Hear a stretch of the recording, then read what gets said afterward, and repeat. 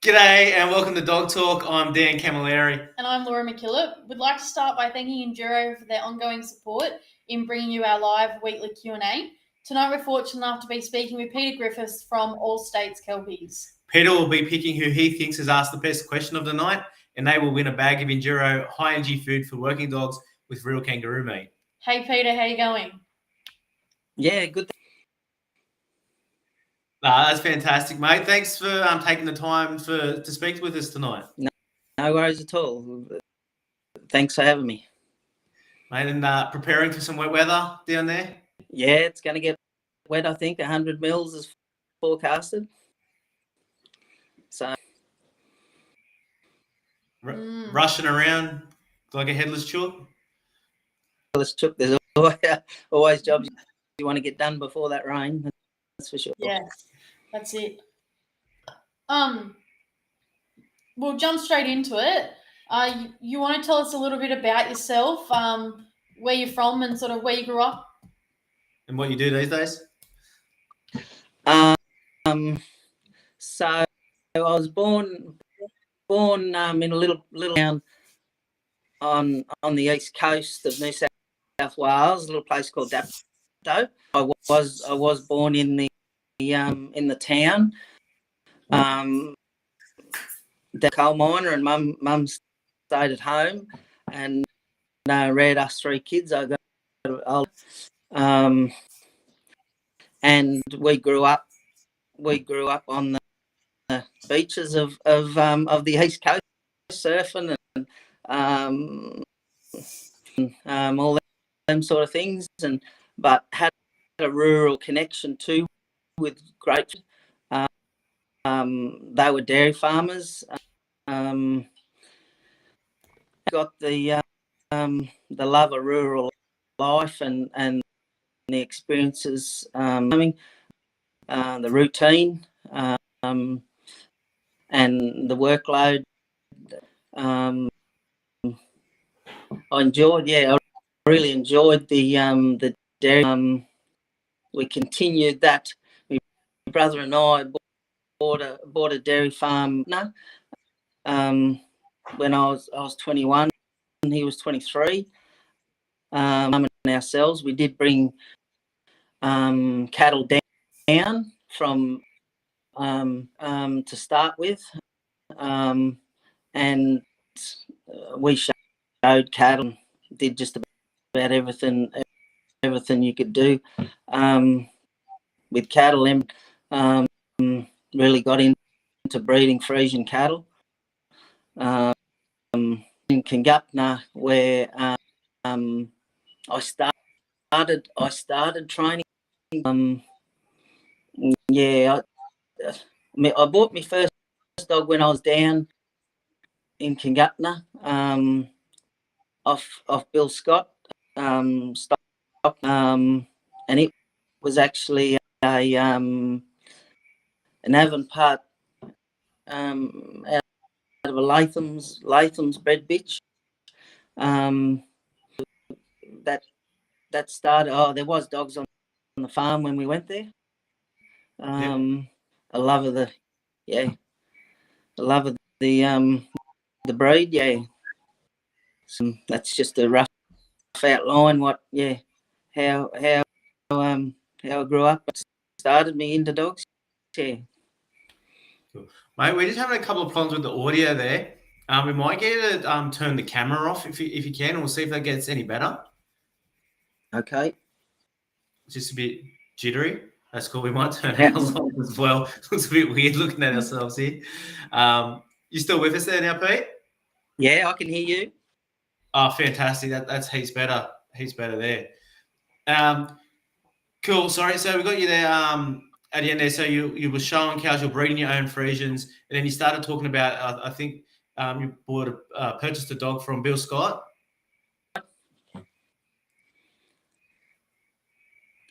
Yep, that's right. I trained that bitch, and then started. I advertised once. Bill Scott and I, we talked as we went along through the training, and I really got fascinated with training, and a couple of people, Bill had told a couple, I pre-text out of this bitch, and a few people come to see the come to buy. They saw the bitch go, and then just started asking would, and that's sort of how it kicked off. I was probably mentored by a couple of pretty good dog men in Eddie Taylor, and I used to go to Eddie Taylor's place every chance I could get on a weekend. He taught me a lot. They were both sort of three-shaded dog men. I really learned a lot of those fellas, and I started training dogs for a fella called Vern Sullivan. He was a three-sheeper. He'd actually import them, and he'd go and trial them. Yeah, so Yeah, right. Yeah, that's what got me going. Yeah. And where was he bringing those dogs from? A couple of dogs from New Zealand, and a dog from probably back, sort of. That probably happened.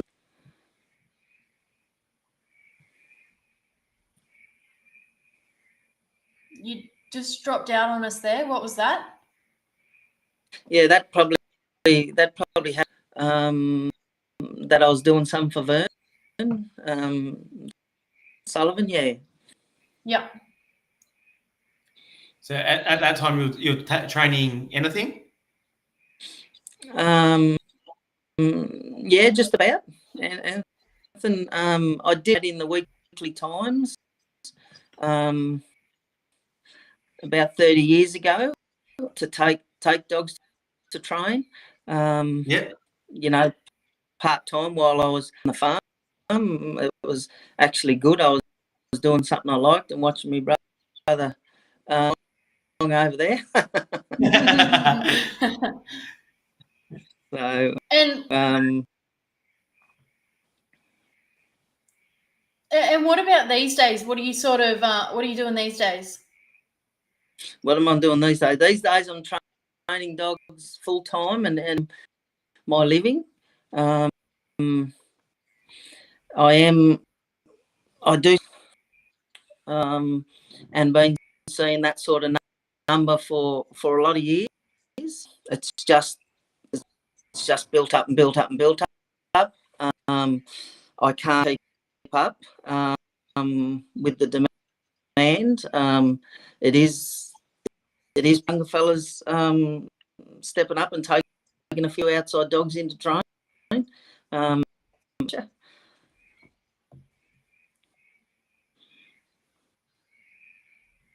Yeah, sorry, mate. It's still a little bit patchy there at times. So when you started out, I know you mentioned the dairy farm and whatnot. Was there someone that inspired you to get into dogs? Inspired me to get into dogs. Well, it was just the thirst. It was just the thirst of knowledge and to train these dogs. Probably a little bit different to a lot of people. The training that is what I really enjoy and got a connection to. I don't have that strong bond with a dog. It's the breed for me that I'm into. Yeah. Yeah. Okay. And so particularly Kelpies these days. Yes, Kelpies these days. I don't own a border collie, and I was working with border collies years ago, doing them for Vern, and I did buy a border collie bitch, and long way with her too, but couldn't breed pups out of her. And there's some great in the border collie breed as well, you know. Yeah, you're right. And did you notice any differences in there between like playing with your kelpies and your collies, like and preferences for yourself that stood out? Yeah, I think the kelp genuinely a more all-round dog. I've still collies that'll back and bark at race, you know, just as good as a kelpie, but number of them. As the kelp, I think collies are doing a complete. I think I see a lot more kelpies that are probably as big collies these days. Yep. Yeah, but just depends on where they come from and who's bred them. Yeah. Yeah. And there's a question here from Brad Caldwell. He's asked, what changes have you seen in kelpies in the past 30 years, and where do you think the breed is headed? Good question, Brad. Kelpies, I think over the years, kelpies' nature, the nature of dogs has improved. I see a lot more people can work than years gone by. There was definitely more station types and hard-headed dogs years ago, and dogs that had handled a lot of work. Days, you know, we talk about nature and everything like that. If you go into sales and you're buying dogs out of sales, and it's written up, you know, quoted that you want to give the dog 6 weeks to over. Well, I don't. In my program, how I train, a luxury of giving a dog 6 weeks. I've got to get what I can in a 4 to 6 week period with that dog.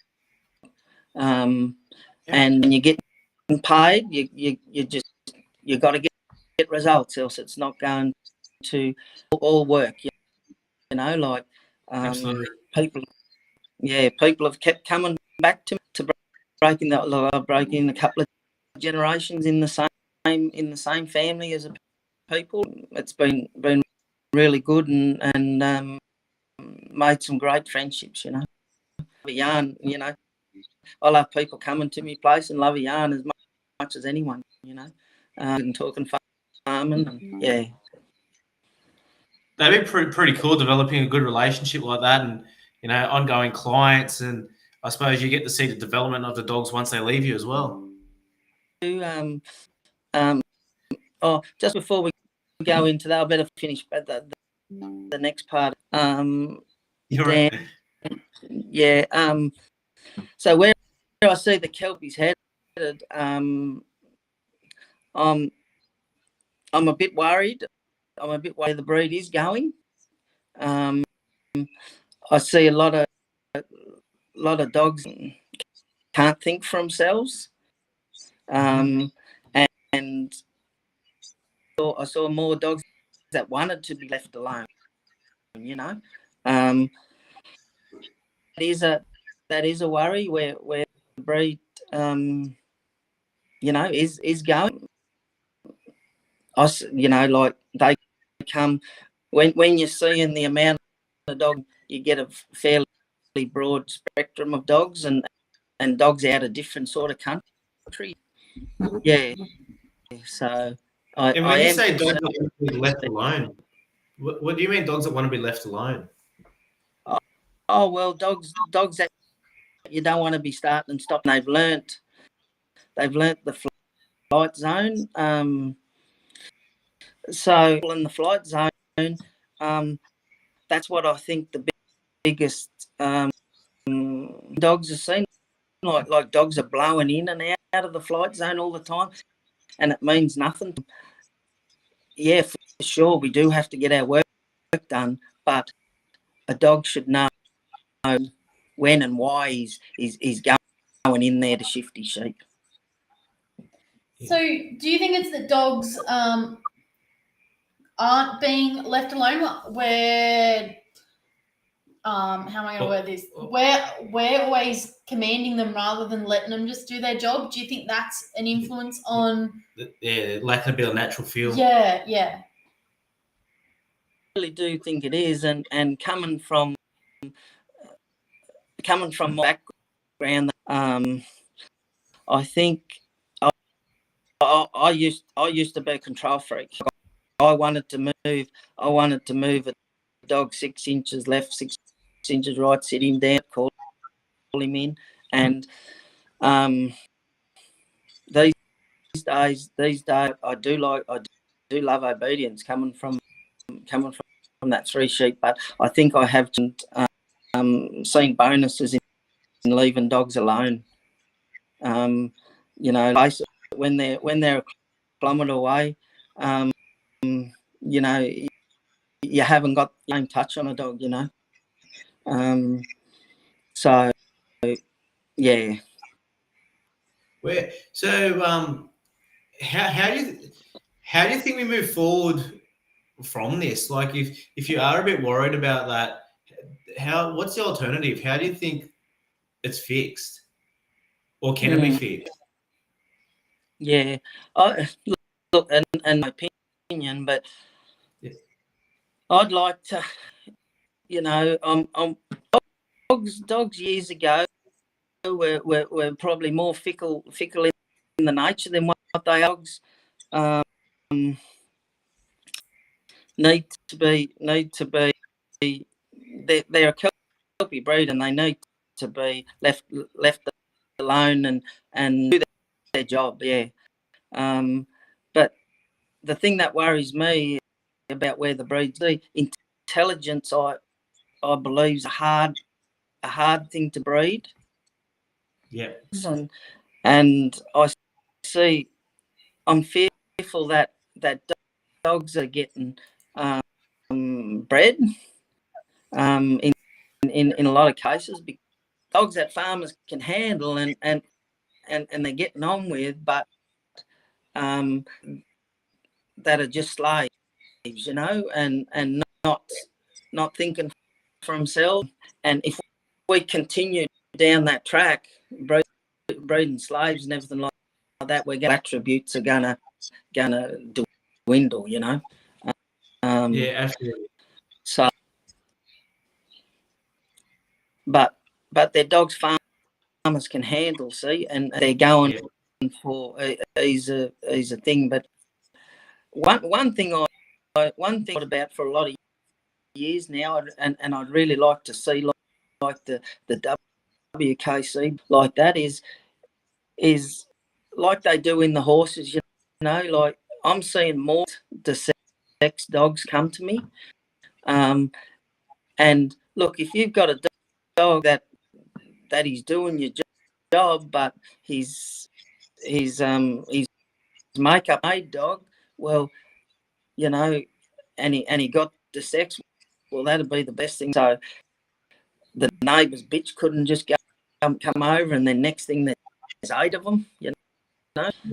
Yeah, and I'd like to see the WKC or something like that, and really reward people for the sex and animal. You know, we need our stud dogs, the dogs that are proven to breed. But I think it would help the breed a fair bit. Absolutely, mate. And I can relate. Like, I get a few work dogs through here, but most of our stuff's rehabilitation stuff. And I actually have a similar opinion there, mate. Some of the dogs we get through here have a prefix and couldn't keep 5 sheep together, or even, like you said, the smarts. And I think they're all still got a prefix and they're registered. So I would like to see the WKC try and implement something. It could be really cool. Just thinking out loud, is like the stock horses. We have a fair few foundation sires. It'd be cool to see, some sort of way to bring them through and keep that in our dogs, and have those dogs that are registered with that as something special. If they've got so much of it in them, I don't know. That I like your thinking there, Peter. I've given it that much thought, but I haven't given it the thought. Finish the process and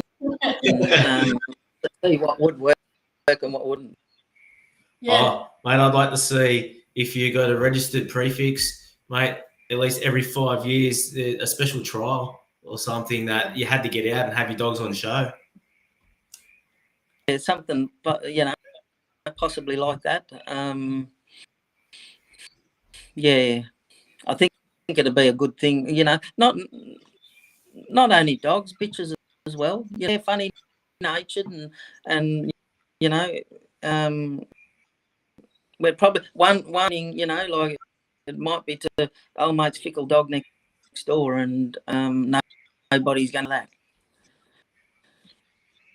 Yeah. There's a question here from Bill Scott.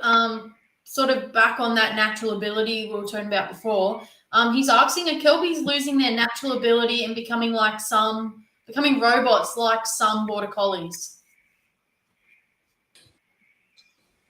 They're only robots if they're made robots. Yeah. Thing I see, but I think a lot of Kelpie dogs are more biddable than they were years ago, and there's a lot of good trainers out there nowadays. They're doing good jobs with dogs, but it's just there's still a lot of fun. The successful ones are the natural ones, because they're just rushing. Everything's got to happen, and like if I part of my training program, if I dog out and any dog that comes to my place for training is I really want to on that dog. So if I walk into the work yard there and there's shut there, I want that dog to sit down and wait while I shut the gate, and then I send him left and right from there, and whatever gate he's following me through, and he's sitting down. I want to know where he is. And speaking of that, mate, and the dogs you take in, do you have a selection criteria of the training dogs you take on board? No, not a selection criteria, but I do take them on. I do a 4 to 6 week block on them, training block on them, and got a heading instinct or they're a reasonable sort of dog. Week I don't keep them on. The last thing is writing people bills up and that they can use on their farm. Yeah, 100%, mate. Like you don't want to just take it for a ride, right? Is what you're saying there? No.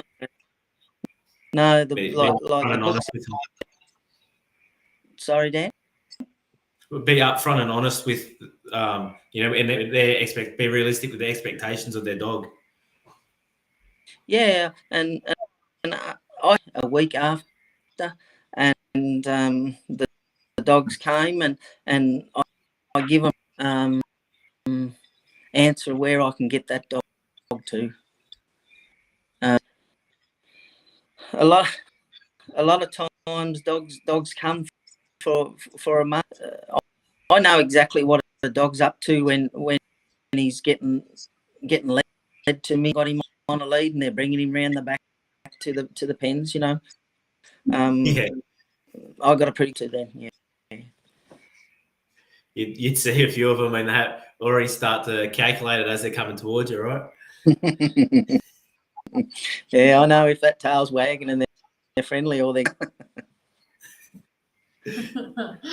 That's right. But you mentioned before, but we were breaking up to start with, mate. Do you remember who your first dog was? Yeah, a dog called Meg. Yeah, that Bill Scott bought. Yeah, bred. Sorry, yeah. And how about these days? What type of style of dog are you chasing? I don't keep a lot of dogs.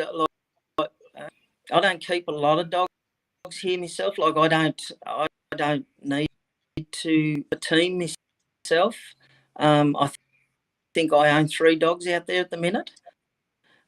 Old Glow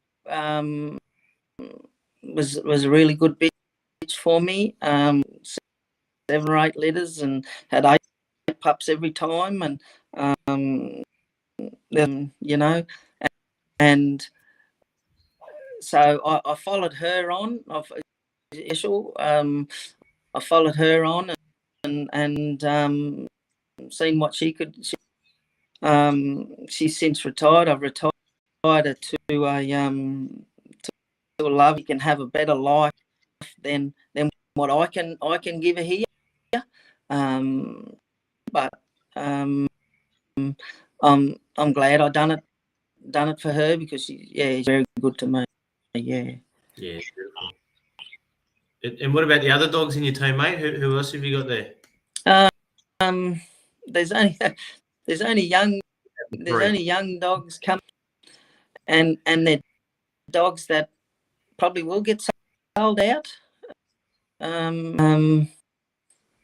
Yeah, I don't look to hold like a big team of dogs or a breeding plan. I don't have. Yeah. If you could have an old dog back, mate, at any time, who would it be and why?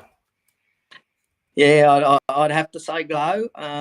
But there has been some other dogs very good. A dairy farm to get repetition into a dog. I did have a dog years ago. He'd go about 2 kilometres for the cows and sneak down on the corner and make sure the leaders are gone the right way and the tail up again. And he was a very good dog, and yeah, but old Glow, she's I never saw the likes. I don't know out there, people.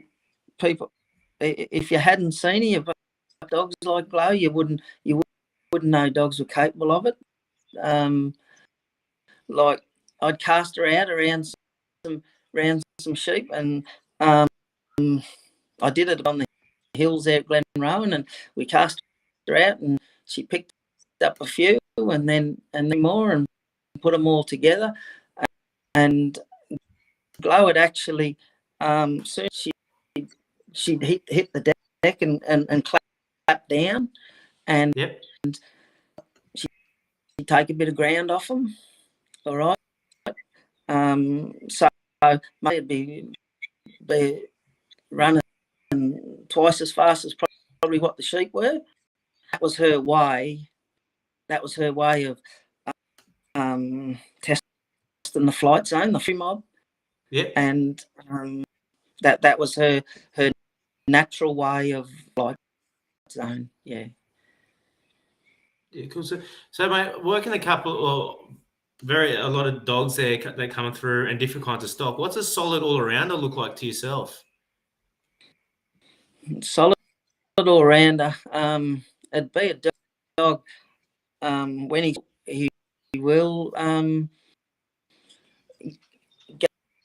out and have an outcast that's running wider, and 12 o'clock, and then feel them back nice, and but then still be able to, you know, whether it's a, you know, a little bit man-made. I don't think them dogs that feel real good there like that, one way or the other, a little bit. There is dogs that'll bark up naturally when they get tight, I know, but usually lack somewhere, you know, like when you're talking. Glow was at the end of the spectrum on both of it, because she was an extreme, and the old fellows used to tell me breed from an extreme, because they always breed down. Yep. Yeah, I heard that on Dog Talk a couple of times as well. People say it breed to something that's over the top. Yeah, pick something that dog's, you know, that you really like, and hopefully she carries it forward for you. Yeah. Mm-hmm. Absolutely. And with the volume of dogs you get through there, how important is identifying like natural strength in a pup or a young dog compared to try to build it with age or experience or training? Yeah, it is. Well, I try and do. I got no influence on the dogs that come, and I try and do the best with that dog in that 4 to 6 week period. Like I've had a lot of horses trained over the years with different. The trainer I stick with now is a trainer.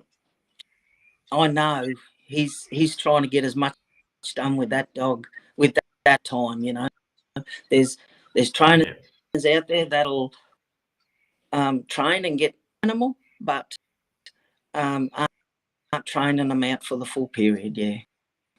Mm-hmm.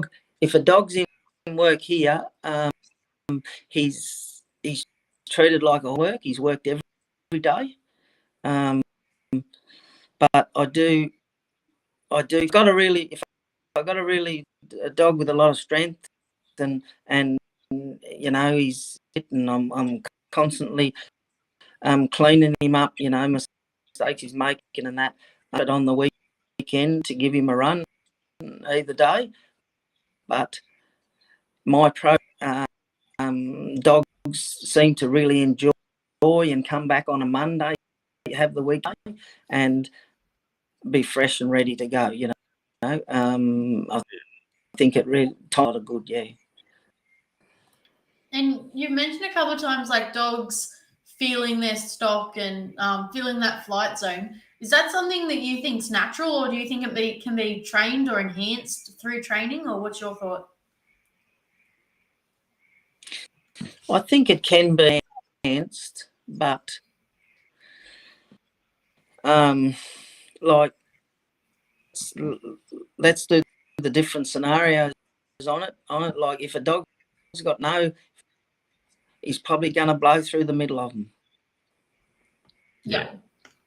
All right, but that's got feel and feels that flight zone, and he's got to, like, dogs have got to have respect when they're behind stock and take back off that stock, you know, and introduce themselves to if someone run up to you and touch your chest to chest straight up, like, and that's what it does to stock.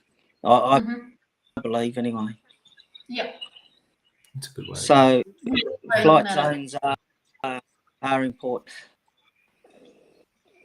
You know, how dogs present themselves, you know, if they can get round back of their stock and then walk in calmly and strongly, you know, and dogs you'll put the sheep where you want to anytime, yeah. Yeah. Mate, and while we're talking flight zones there, mate, let's talk about a flight animal. And Bill Scott's asked, mate, what are the main differences you see in training dogs and horses? Mm. Main differences. There's a lot of likes. Dogs and horses. I'm a camp drafter. And the same. Well, the same thing. The same. I like the in a horse. Like if I'm going across the yard and that dog's has got his shoulder in and he's not looking at his stock because he's coming round. Well, closer and closer, and there's going to be trouble, you know. Yeah. So they'll naturally run into stock if they haven't got an arc in their body, you know, do the same. But yeah, the probably one of is, you know, you got reins in your hands on a horse. You know you yeah. Yeah. So that's probably the big. But yeah. I, that's probably why I don't trial dogs. We're camp drafters and we go away camp drafting as a fan, and I don't think anybody would come with me if I went dog trialing. Mate, I know you're avid camp drafters there, and it's something the whole family get in on. Yeah, it is. Well, when they were young, sort of grown up and left school. Madeline's the youngest and just finishing uni, but boys are both qualified as mechanics, and the oldest bloke he's into camp draft and he comes all the time with his family, and he's into rodeo, riding bulls. So yeah, we go in here in different sports there. That's awesome, mate. That's the whole family get in on it. I love it. That's it really is a family sport, Yeah. camp drafting, and Yeah, that's it's good cool. to see it all doing it. So dog trialing would probably be cheaper if you could get them all into that, though. especially with the entry fees of camp drafts these days. Absolutely. I only need a Toyota and a box to go. There's $100,000 rig out there to buddy go camp drafting. Yeah. Yeah. Oh, mind you, fuel it almost costs you the same in entry fees at camp drafts these days. You could just go buy a Nissan Pulsar and chuck them in the back of the hatch. That's a plan. That's better fuel economy, mate. And you touched on moving on a few dogs before, and obviously we've seen a massive increase in the auctions over the last couple of years, or the volume of auctions, mate. And what's your take on that, mate? Do you think this is a good thing for the and for the value of a working dog? And where do you see it going, or potentially going? I think sales are. I've sold dogs, yeah, throughout a lot of the sales. It's a different game. One thing like you can sell a dog and not even make the people who bought your dog, and you can take a really and you just be overwhelmed and not show good on them. Years ago, I took a dog to Cassidy and he was and he just froze, and I had to walk up to him and clip the lead on him and walk out, and said I had other dogs in the sale, and I said to my mate, I said, oh geez, I can't on the truck, you know, where they auction them, and he said, well, you know, dog in the sale. So anyway, I walked up there feeling the worst. Anyway, he was an under 12-month-old dog, and he made $2,000 and topped that. And you know why that happened, I still don't know. But or it all ended well. But these are just the sort of things that can happen. And I benefited that time, but you know, that neither, you know.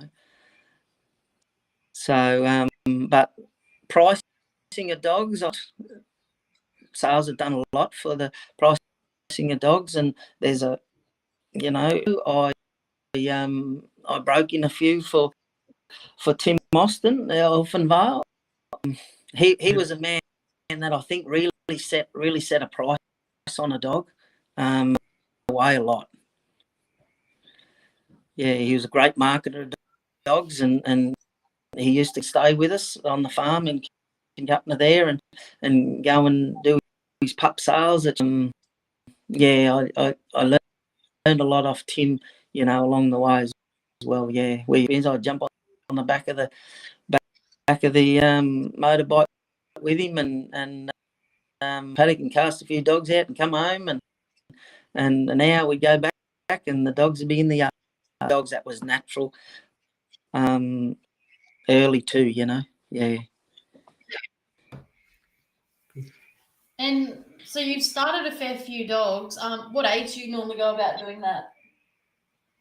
I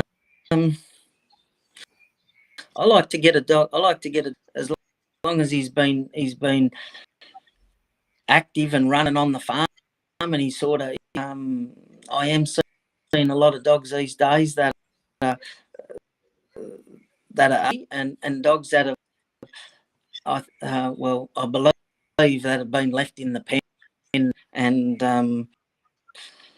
if I had my choice, you know, a well-grown dog that's fit and ready to take some training and be able to handle the mental part of training as well as a 15-month-old dog. We can certainly get a lot done in that first block of training. Yeah. Yeah, and what kind of stock do you like to start them on? I did do the duck thing. Yeah. Probably 15 years ago. And I went away from that. Ducks are good until they start flapping wings and invite themselves to be eaten. But so yeah, sheep here. The sheep here, sheep, and I change them over as often as I can. But they are 15, 20 dogs a day. So they break in pretty quick. But I do believe you need a training mob to on a pup. You know, if they're pinging off the fences, pup go through, everything's happening. It starts a bit of biting. I'm in the wrong place, and there's just too much on what you're trying. Yeah. Yeah, absolutely, mate. And do you have any milestone expectations on younger dogs, of what you're looking for and when, or are you just trying to get as much as you can into those 4 and 6 weeks? Yeah, I am trying to get as much into them as I can without the dog away. I think that's probably part of where I said I come from.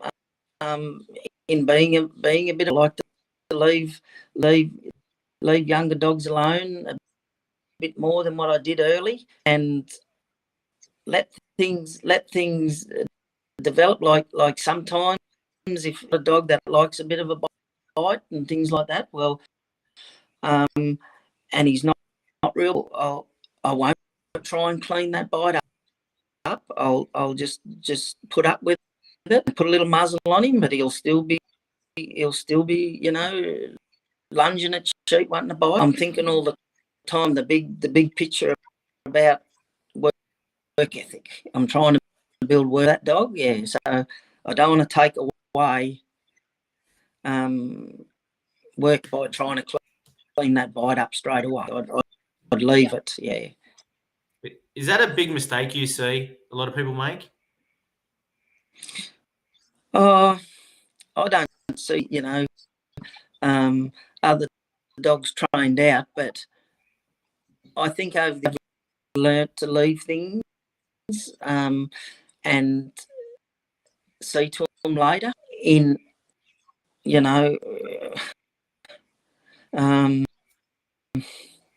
got to look at the big picture and get as much done as what we can. He's sulky and like if I see, well, they go straight away, and if they're my dog, they go back near sheep for a fortnight or a month. Big thing I see with young ones, I do hold school kids for who are trained for here. Big thing I see with young people is the lack of in a yard with sheep. I want to put myself in the bed out and let him be in that position for the longest time and let him soak. I think that's how you get dogs thinking, because it's easy on them. People come in my yard, like I set a little bit of a task, and everybody, I just take 6 at a time, so everyone, and they run through a little exercise, exactly where their dog's up to and what they're up to, but they're a lot, a lot of people have got rake orientated, and I'm getting a bit slower these days, and I put the big rake out and get. But I think people are peaking, and like if I block a dog, I block him with the rake and then put the rake down the rake. Because you just follow a dog on his bum and about it. Blokes have got rakes in the air and going at dogs and trying to get a sit on them and everything like that, and all they're doing is building insecurity. My yard is 900 high. A lot of people talk about, and I had one for I had one in probably 20 years. I had a dog-proof yard. If my yard's now a 900 high, could leave at any time. I don't want to make it hard in the yard for him. I don't know what he's into him by having the rake over his head, trying to get to sit on him or something like that. I teach them to sit on a lead outside the yard, and they know it before I get in the yard. And if they're not listening, well, I'll move between them and the sheep and get the sit on them. Is that all you do on the lead outside, away from sheep, or do you put other stuff on them as well? I put a sit on them, and I do give them a come command, and invite them to come into me, and a dog to back off. If that's later training, teach a dog to on a lead, so then you don't invite other problems, and things like that.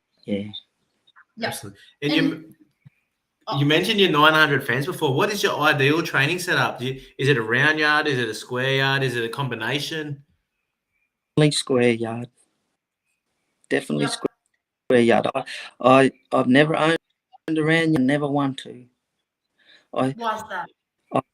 I see dog yards and people are that rake business again. People are just around with the rake and they believe they're teaching dogs sides. But like if I had a bull chasing me out of a yard, I wouldn't be thinking about too much.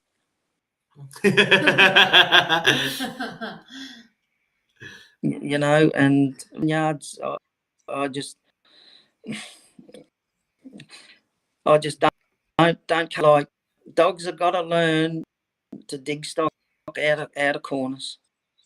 Like farms, and they got fantastic setups, but you can go to a lot that's the old school, and no, I train in a square yard, and I don't think dogs can actually properly get to the head in a ring, because all they're doing is following tails. Mm-hmm. And how much time are you putting into your dogs per day, and how much does each dog get a day? Okay, that's a good question. That was I wrote it down. She copied it. Who's got to get the bag of dog food then? Nah, neither of us. How much time? Yeah, good question. And I get asked that a fair bit when people come into the yard. They say, "Wow, how can you work all these dogs in a day? Every day." And I say to them, yes, they get worked every day, and they get work for as long as it takes to get a result. How do you know when enough's enough, though? Enough when he's give me a result. I go in train for that for one. I think one of the like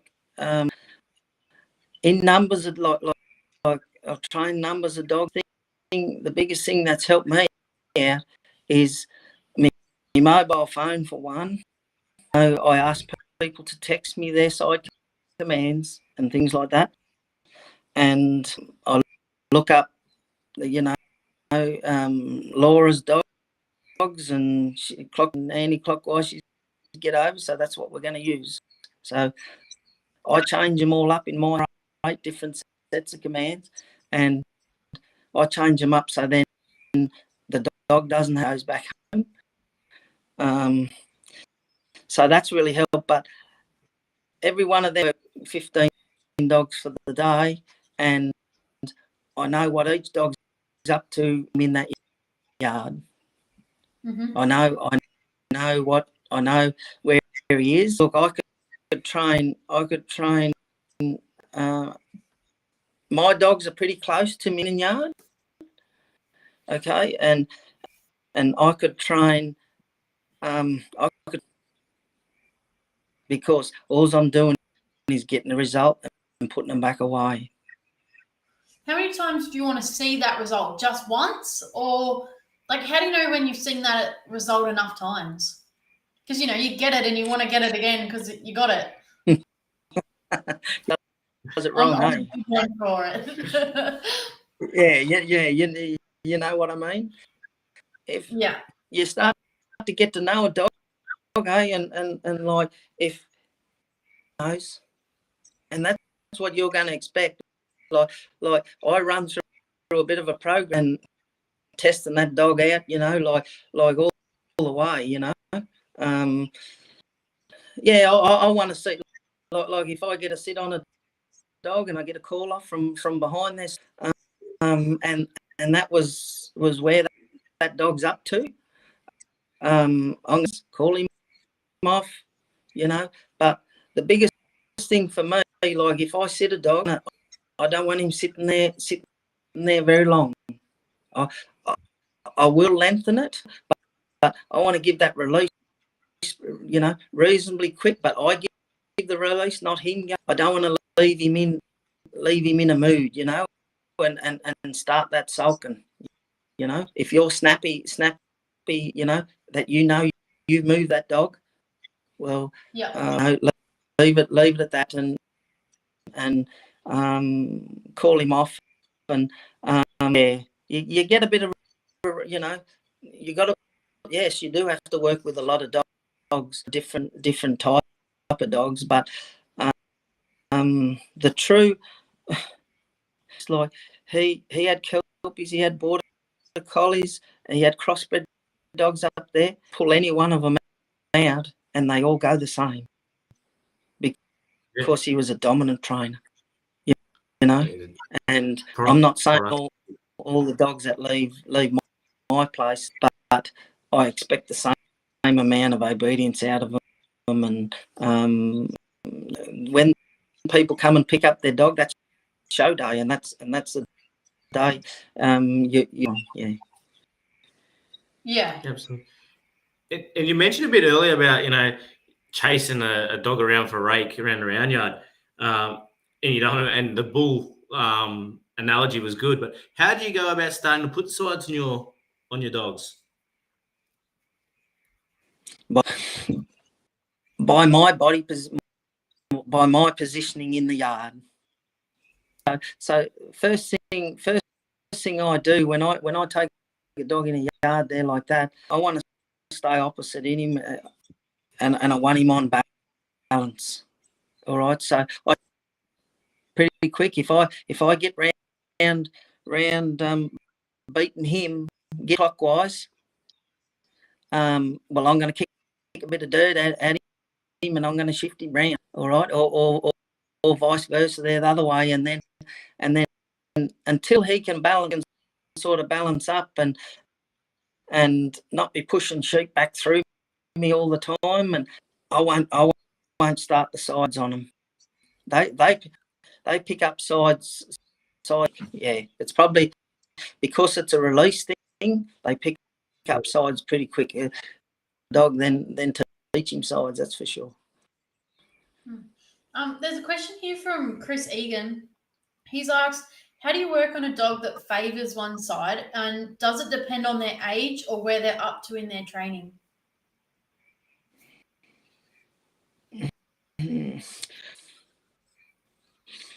I'll do that short side a lot more time. Do his good side, and I'll make sure. What I want to make sure, by I want to see a direction of a sheep. Okay, unless I see a directional change.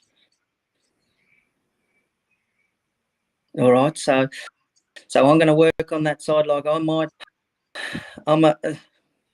it'd have to be a really short dog for me to get, doing 360 round your little mob, because coming from round yards and that, because we don't do it in the paddock when we're yarding a mob of sheep. We go nowhere. Yeah, absolutely. So I'll fix them by every time. I'll speed them up a bit. A bit and whistle them up to get them excited and get them quicker on that side. So then, look, you with us there, mate? Yeah, I'm still here. So we lost you when you just said you'll speed them up a bit.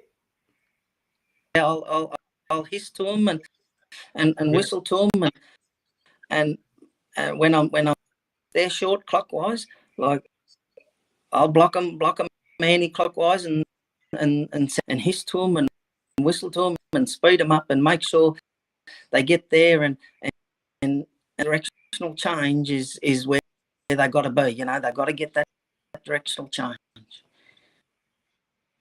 Yeah, absolutely. So another part to Chris's question. Does it depend on their age or when they are up to with their training? Their age. No, I think it's like some of us are, more right-handed than left-handed.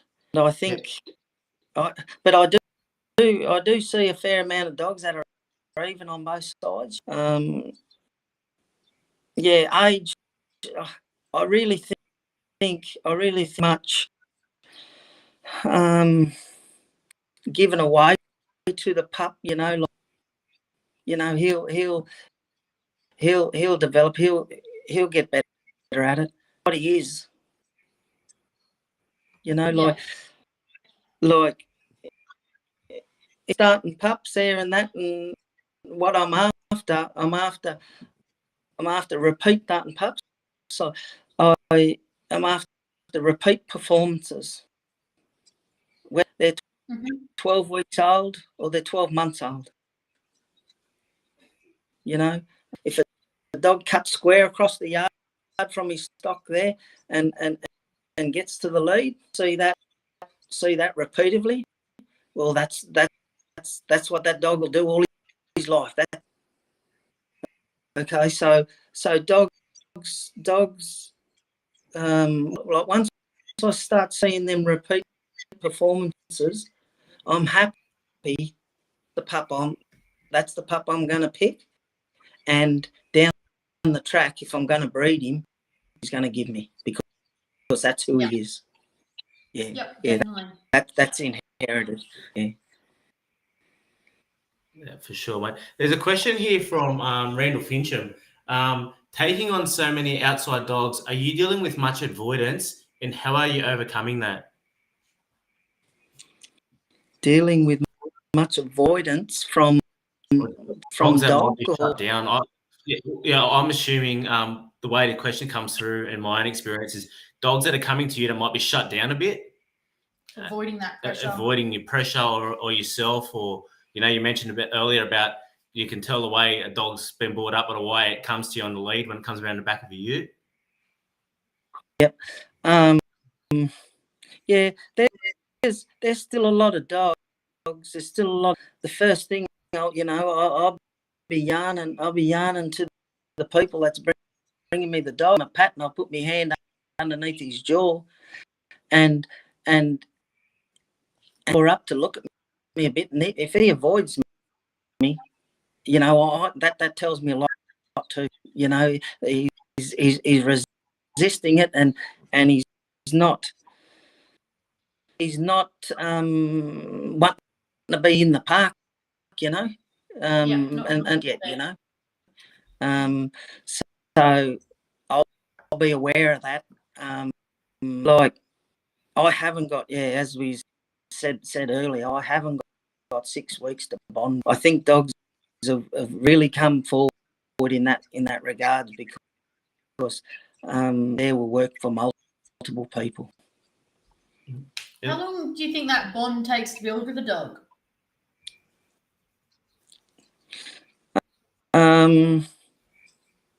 There's a degree. There's a degree of there's a huge in bond, but like a lot of dogs, they can come into your space and be real silly, like if being brought up that way that people are laying them down and patting them on, everything like that. Well, they're real silly in your space, They'll just come in your space and sit down. If I call a dog and he comes, with his down, and looks up at me, I'm in heaven and he. Yeah. Yeah. So, and you learn.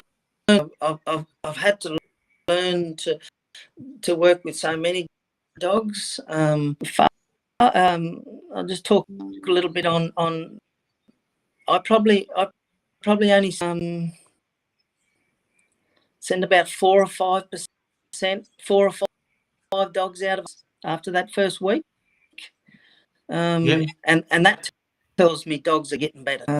You can always get something done with a dog, you know. If you're sending more home in that first week, you'd have to start getting pretty worried, wouldn't you?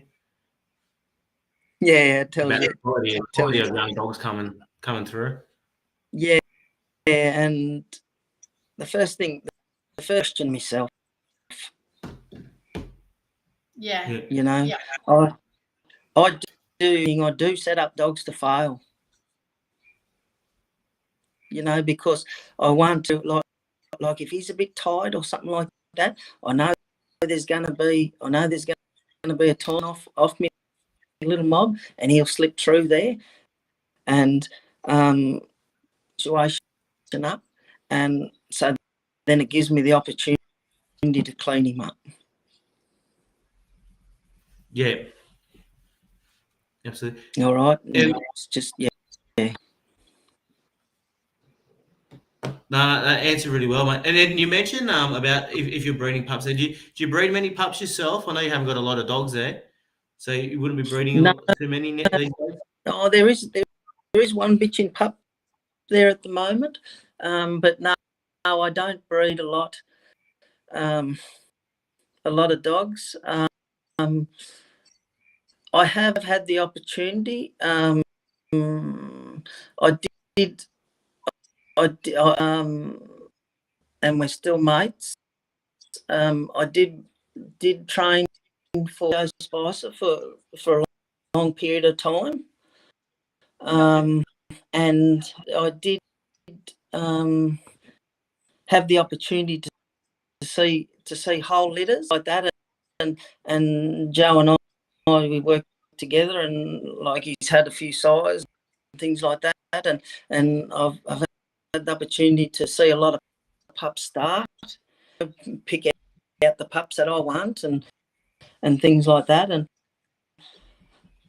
interest there too, and yeah, so it's a great thing. Great, you know, it's you know a lot of one litter in 10 years maybe, you know, but Yeah. yeah. Yeah. So And anyway, if you were looking at like a future joining, what are you considering? You know, out of your dog, your bitch, what are you looking at? I am looking to from extremes, but I am looking to blood. You know, not a total outcross. I do want some bloodlines in there, but yeah, you know, like I really want to if I really want to talk to somebody about their dog, breed him and find a bit more out on him, you know, what he was like before. There's a lot of good trainers out there, and you know a bit about the dog. You might be breeding the wrong dog to your bitch. Yeah, definitely. And do you have an opinion of the influence a sire has over a litter compared to a dam? It's a really good sire that can breed to a total outcross, and that'll breed better than himself. Yeah. Okay. If he's consistently breeding better than himself on an outcross, I think he's a hell of a sire. And you know, we've seen a lot of dog. You know, I've seen that have bred, you know, 2 pups out of 6 that were real good. I think a real good sire will give you 6. There might be a few that are brilliant, you know. And the bitch has got a huge say too, because look how she keeps the pups. pups and forms their personality in life too. You know, she's really snaky with them and whacking them. You know, and things. I think the pups are going to have to learn to sort of bloody toughen up and to be able to survive. Yeah. Mm-hmm. Absolutely, mate. And just on that, that was actually part of my next question is, mate, on that, on the beach or that, do you reckon she needs to be in a particular headspace or maturity level prior to breeding to get the best pup she can out of her? Yeah, I think you want to breed from a bitch that's, you know, she mightn't have been brilliant when she started, but you know, like put a dog over that you think that'll contribute to it. If you get a gain, well, it's been good, you know. Yeah, breeding's a funny thing. I had a great bitch, and I bred 70 pups out of her, and didn't get a decent one. Yeah. Things can, you know, they've got to be, you know, a lot of dogs out there, you know, that are good work dogs, and people are breeding to them and breed you a good pup. And there's a lot of dogs out there that are you know, just handy dogs, but bred very well, with a big pedigree in that, you know. You just got to go through the process of progeny. A lot of people sell their pups at, you know, 7-8 weeks before they're started, and they don't really they've kept one, but they don't really know what they bred until, you know, like to see whole litters and start them. Yeah. Mm-hmm. And how do you go about picking a pup for yourself, and has that changed over time? I don't think it's changed. I really like a pup that'll not be real silly, and a pup that'll come up and say good day, meet her, and sit down there and look at you. You know, he's enough to come and say good day, but then you go back there and think about a few things. That's the pup, and if he's a decent type of pup, that's the pup I'd be picking. Yeah. Yeah.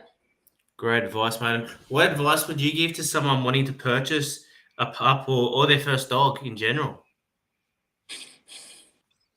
Go and see the parents working, but talk and,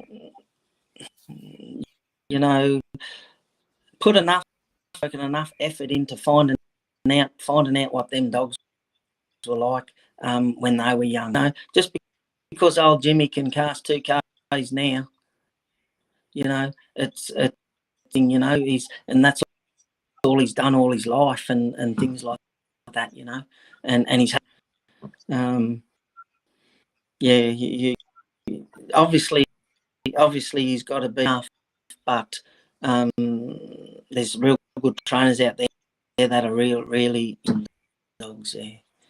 Yeah. Absolutely.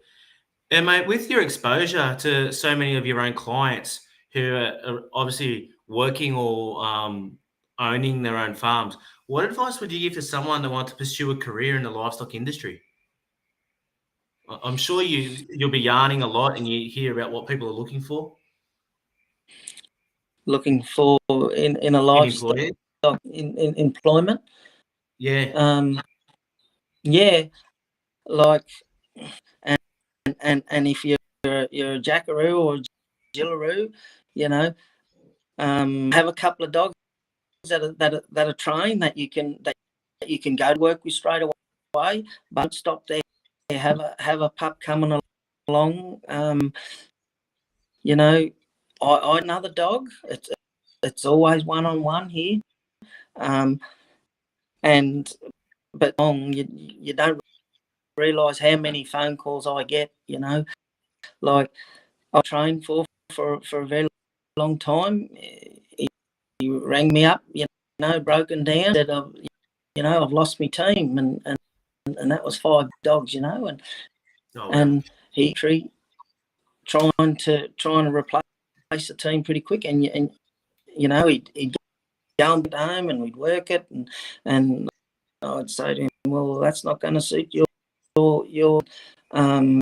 and your job, and he'd take him back and get another one, and you just can't, but I wouldn't. 30 years, 35 years of training dogs, believe it or not, I might thinking what I can do better with that dog that I got in the yard. Yeah. Cool. So if you're listening, if there's young people listening out there, and you're thinking about employment or where you can go, have a team of dogs on the ground ready to go, and get all your feelers out. Yeah, and get into it, and look, this training job, there's opportunity for young in their belly and enough energy to become a trainer and make it, and trainers are in need and started, and that's a great thing, because there's room for more, to get a start in the industry. Everybody within this working dog industry, whether you're a breeder or what you are, you sit somewhere, but it's just a matter of what you want to do and how you go about it. Yeah, absolutely, definitely. And is there anyone you'd like us to sit down with and have a chat with on Dog Talk? I have put a bit of thought into this, and there's been so many on that I would have put in for to have a chat. Peacock's probably one that could of Dog Talk. Yeah, beautiful. Right, add that to the list and try and get in contact with Jim. Too easy, mate. It's that time of the night. Was there a question just stood out for you tonight, and they will win a bag of Enduro high energy food for working dogs with real kangaroo meat?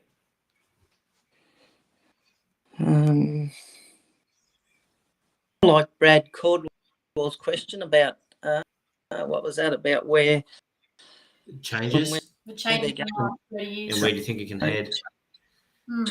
There you go, dogs. That question, yeah. Fantastic, Brad. If you want to reach out and send us a message, and you've got a bag of Enduro coming your way. Thank you for jumping on tonight, Peter, and all of our members for tuning in. One last question before you go. Would you rather fight 20 horses the size of ducks or one duck the size of a horse? Which one would you take on and why?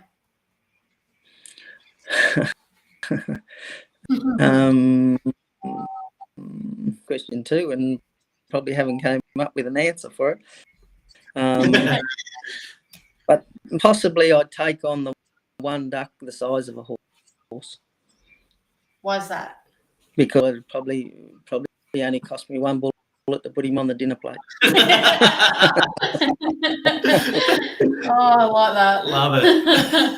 That is an original answer, well and truly. We haven't heard that one yet, so that's good. Mate, like Laura mentioned there, thanks heaps for your time. Really appreciate you getting on tonight. Also, thanks to all our viewers and everyone that's listening back. And please remember, we learn every day, and the day we stop learning will be a sad one for all of us. Thank you. Thanks, Laura and Dan. I very much enjoyed it. Thanks, mate. Selfway. Thanks a lot. Bye. Bye.